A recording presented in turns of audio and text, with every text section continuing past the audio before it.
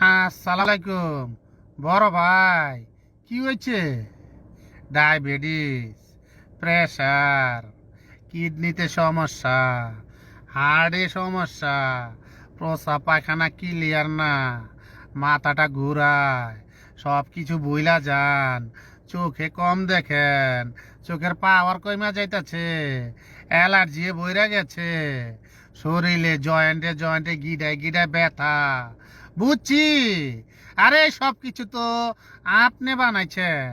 কেমনে বানাইছেন জানেন না?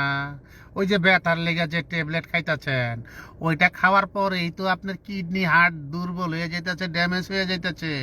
ওই যে গ্যাস্ট্রিকের জন্য যে ট্যাবলেট খাইতেছেন, এটার কারণে যে আপনার কিডনি হার্ট নষ্ট হয়ে যাইতেছে, লিভার ফুসফুস ধ্বংস হয়ে যাইতেছে।